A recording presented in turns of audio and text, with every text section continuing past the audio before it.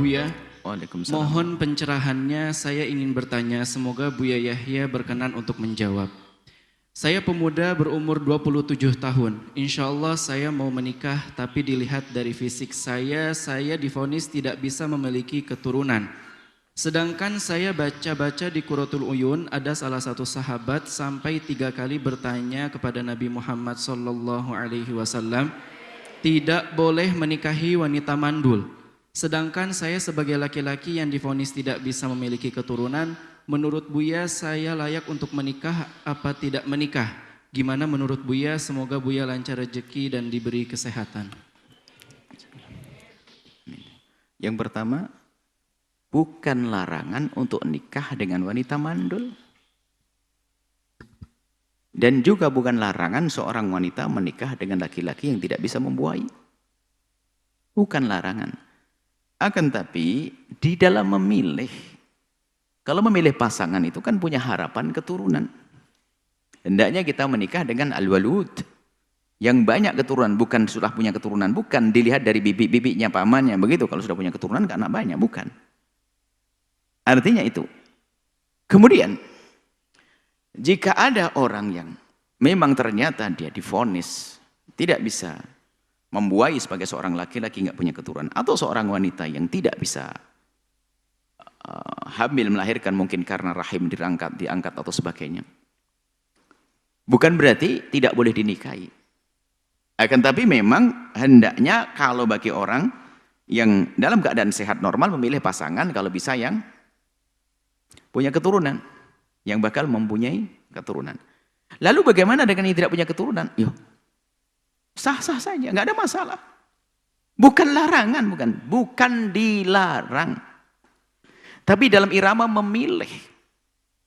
Sebab kadang tidak punya keturunan itu pun diketahui setelah menikah. Setelah menikah terbukti ternyata nggak bisa membuai sang laki. Atau sang wanita sendiri nggak bisa dibuai. Atau karena rahimnya nggak ada macam-macam. Itu setelah terungkap setelah pernikahan. Apakah setelah mata kita buang? Kami jelaskan. Anak tidak jaminan untuk masuk surga. Tapi anak amanat. Jangan sampai gara-gara divonis tidak bisa hamil lalu menjadi terpuruk. Wanita mulia yang sangat dicintai oleh Allah, dibersihkan namanya oleh Allah langsung di saat ada fitnah, sangat dicintai oleh baginda Nabi sallallahu alaihi wasallam. Tidak punya anak, Sayyidat Aisyah. Sayyidat Aisyah tidak punya anak. Apakah menjadi lemah, rendah? Enggak. Maka bagi siapapun yang saat ini diuji oleh Allah dengan tidak punya anak, apakah karena vonis suaminya, mohon maaf, mandul, atau sang istri juga demikian, mandul dengan bermacam-macam modelnya, maka jangan sampai dengan keadaan semacam ini malah menjadi keruh rumah tangganya. Sudah nggak punya anak, ribut terus. Tidak. Sayyidat Aisyah tidak punya anak. Tapi tidak menjadikan beliau terpuruk. Tidak. Karena kebahagiaan yang sesungguhnya adalah nanti di surga. Yang tidak punya anak penuh dengan kesabaran. Ambillah anak-anak. Ayo masuk program Al-Bahjah, anak asuh Al-Bahjah. Banyak anak jadi ulama-ulama nanti. Jangan sampai terpuruk, apalagi saling menyalahkan. Kadang-kadang seorang suami menyalahkan, kamu sih nyalahkan istrinya karena istrinya mohon maaf rahimnya tidak benar atau bagaimana? Atau seorang istri mengatakan, kamu sih suami nggak bisa membuai. Nah, bukan itu menjadi dosa. Sebab seorang suami mandul itu bukan kemauan dia, karena Allah buatkan seperti itu untuk mengangkat derajat istri yang sabar. Istri pun juga kadang diberi oleh Allah, istri diberi oleh Allah dalam keadaan yang tidak bisa hamil. Itu karena Allah siapkan istri itu untuk suami yang sabar dengan itu semuanya, tetap menyayangi. Karena Allah, bukan karena anak. Baru setelah punya anak, nanti anak saja. Kalau tidak punya anak, tetap cinta kasih ada. Bukankah urusan kita dengan Allah? Banyak kisah-kisah orang hebat ahli surga tidak punya anak. Lalu bagaimana jika ada sebelum menikah dalam keadaan dirinya tahu mungkin ada orang yang saya tidak punya rahim, saya tidak punya ini, seorang laki-laki saya sudah divonis tidak bisa membuai, apa? Menikah, tetap menikah. Hanya mungkin karena Anda sudah tahu sebelumnya, bisa saja. Anda bisa saja berterus terang. Kalau laki-laki yang bermasalah, laki-laki mungkin.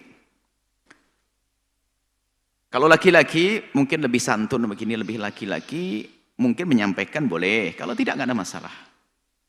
Tapi harus terbuka misalnya kepada istrinya. Kalaupun tidak disampaikan sampai mati nggak ada masalah. Sehingga tidak saling menuduh. Bukan berbohong dalam hal ini. Karena yang memastikan itu kan Allah. Ada orang menurut vonis dokter bahwasanya ini spermanya terlalu lemah sehingga tidak bisa membuai. Ini kata dokter bisa saja bersama senangnya, kebahagiaan lalu dia bisa dibuai. Mungkin saja berubah kok. Menjalani hidup wajar normal. Cuman di saat terungkap tiba-tiba di tengah perjalanan itu perlu tata hati. Kesabaran. Makanya harus ini kalau kita menceritakan masalah ini khawatir ada yang memanfaatkan untuk menyalahkan pasangannya. Saya takut bicara masalah begini nih. Yang belum menikah kemudian dia tahu dirinya mandul, seorang laki-laki tidak bisa membuai atau seorang wanita yang enggak ada rahim. Menikah. Mungkin laki-laki mudah bisa. Kalau Anda memang sudah diketahui oleh siapapun, mungkin Anda bisa menikah dengan wanita yang sudah punya anak. Berarti Anda punya anak sudah. Sebelum menikah Anda sudah punya anak. Hah? Wanita pun juga demikian. Mungkin suami yang sudah punya anak atau duda yang punya anak, dan tidak ada masalah. Kalau memang tetap ada harapan bahwa suaminya biar tenang. Karena kalau suami mengharap kepada saya punya anak, saya sudah nggak mungkin punya anak. Mungkin. Atau mungkin suami sudah nerima, nggak ada masalah. Intinya jangan sampai gara-gara nggak punya anak menjadi bermasalah, berkelisah. Jadi Anda sebagai seorang laki-laki, Anda normal, Anda punya syahwat, menikah. Menikah sesuai dengan yang Anda inginkan, wanita yang solehah. Mungkin Anda bisa menikah seorang wanita sudah punya anak, bisa saja Anda bisa menolong, kemudian Anda tidak bisa membuai, Anda sudah punya anak tiri. Intinya tetap menikahkan, itu hajat pribadi. Pertanyaan menyeramkan sekali, menikah atau tidak? Karena saya begini, menikah kalau Anda punya hajat. Kecuali Anda memang tidak punya keinginan sama sekali, maka Anda tidak menikah, nggak apa-apa. Begitu juga wanita. Baik, ini saja yang bisa kami sampaikan. Memang harus waspada dalam urusan menjawab begini ini kadang-kadang. Jadi siapa? Yang punya anak, ingat amanat. Anak adalah amanat. Jangan hanya senang-senang punya anak. Banyak orang masuk neraka gara-gara anak. Hati-hati. Yang benar. Yang tidak punya anak, tidak boleh menyalahkan pasangannya. Karena dia pun tidak menghendaki. Allah jadikan dia seperti itu untuk mengangkat derajat Anda sebagai pasangannya. Dan bahagialah. Pengen punya anak di akhirat, saya siapkan anak. Al-Bahjah punya program orang tua asuh, artinya untuk anak-anak berpotensi. Anda bergabung. Nanti di saat Anda setelah panjang umur wafat, Anda ketemu anak-anak yang banyak. Para ulama-ulama. Ayo. Jangan putus asa. Jangan putus asa. Jangan putus asa. Banyak contoh, tadi saya contoh. Imam Sayyidat Aisyah tidak punya anak. Apakah Allah kurang cinta?